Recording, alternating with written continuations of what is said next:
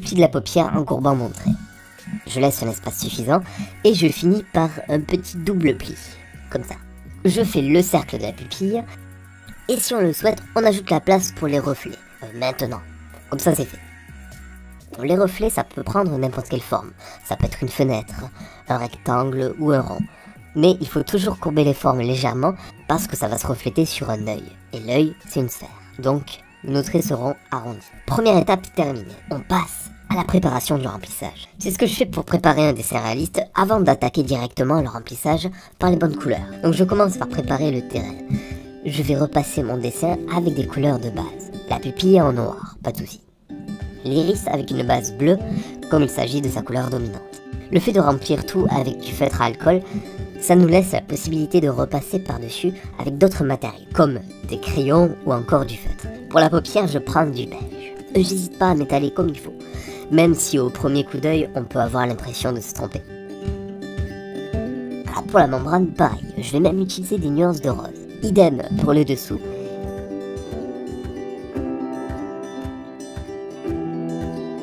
Et même le blanc de l'œil, je vais l'assombrir avec une couleur lavande.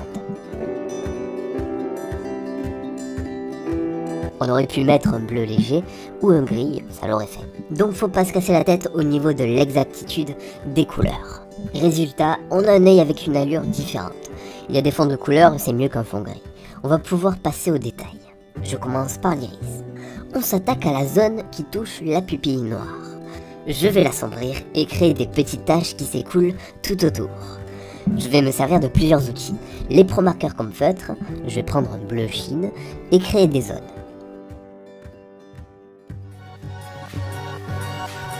Celle-là, c'est le tour de l'œil, avec des sillons qui remontent vers la pupille, comme des petits traits, des petites veines.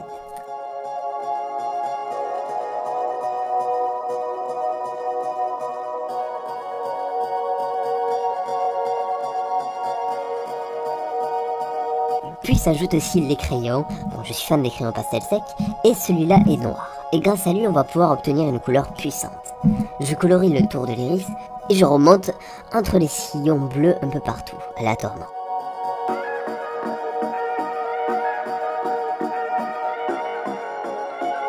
Une fois le tour de l'œil fait, j'amplifie les détails. Et je rajoute des éléments jusqu'à distinguer 3 grandes zones.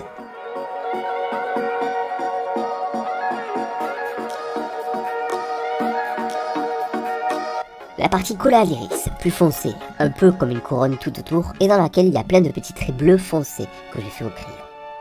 Au-dessus, on a la zone plus claire, qui fait penser un peu à des racines. On les obtient après avoir fait des trous comme cela. Ces trous sont remplis de petits traits comme ici.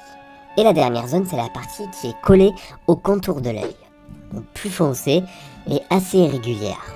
D'ailleurs, elle est pleine de petits sillons. Pour rendre l'iris plus éclatant, je vais éclaircir des racines avec un pastel blanc. Ça donne du volume au relief de l'œil. Et c'est sympa. Bon, après on a tous des yeux différents, n'hésitez pas à checker les iris sur Google, mais dans l'ensemble, on retrouve souvent ces règles. D'ailleurs, est-ce que vous saviez que chaque partie de l'œil correspond à une partie du corps? Ça s'appelle l'iridologie. C'est diagnostiquer la santé de quelqu'un grâce aux motifs et aux couleurs de l'iris. Ça paraît étrange comme ça. Genre ici, c'est ton estomac. Enfin, la technique est souvent critiquée et pas forcément super fiable, mais c'est intéressant. Maintenant, on est prêt pour passer au blanc de l'œil.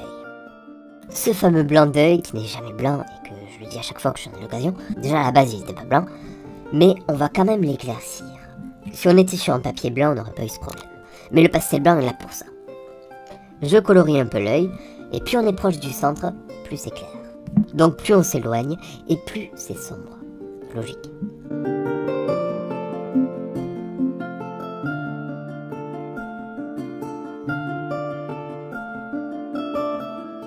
On revient sur l'iris pour les reflets. Comme j'ai le pastel entre les mains, on va s'en servir pour exploiter la lumière dans les zones à reflets.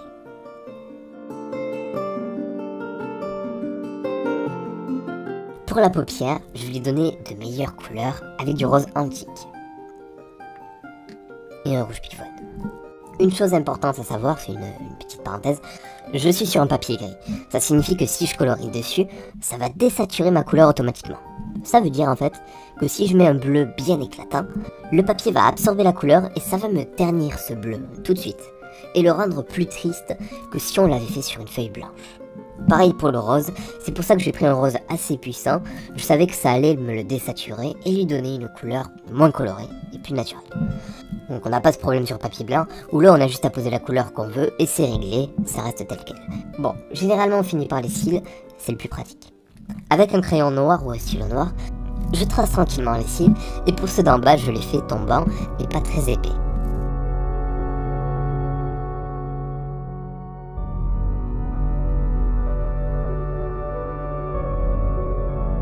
Je suis l'arrondi de l'œil.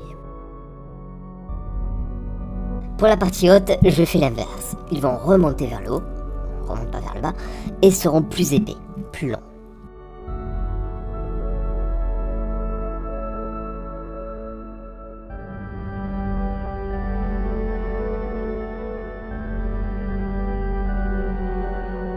Voilà, je vais ajouter un peu de lumière sur la partie basse de la racine de nos cils, pour un petit peu les grains de peau en fait. Et maintenant je vais essayer d'affiner les détails et de rendre le dessin un peu plus propre.